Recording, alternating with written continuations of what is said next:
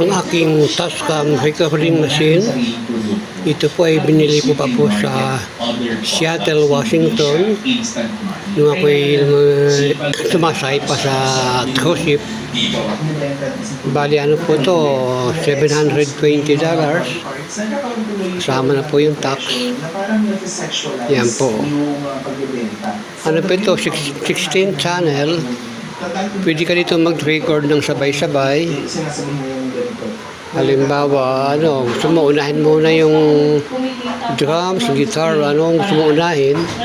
Pwede mo silang, tapos i-insert nyo na lang ang mga vocals, background. Napakaganda pong gamitin ito, napakadali.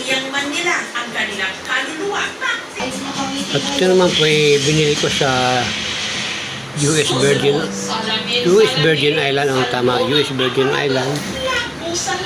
16 channel din po ito. Amplifier. Yan po ang ginagamit ko pag may mga recording. Lalo na po pag panahon ng eleksyon. Magawa po ko ng mga campaign jingle.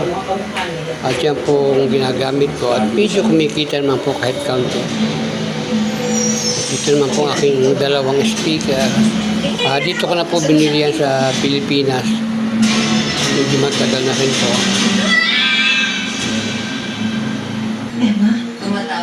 At ito naman po ang aking ensayuhang keyboard, Yamaha keyboard.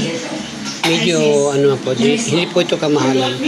Mga porta sound lang ito, pero okay naman siya. Hindi po katulad ng ginagamit ko sa bahay ko na napakalaki. Ito po medyo maganda ka na tunog niya. Kaya lang hindi masyadong pagandahan. Pero okay na sa isang studio. Ito pong ginagamit ko dati nung may studio pa kami sa Cavite City. Maganda rin po ang matunog niya. Protection. Need a 3+? You're active look. It is Brownie Break. Brownie Break.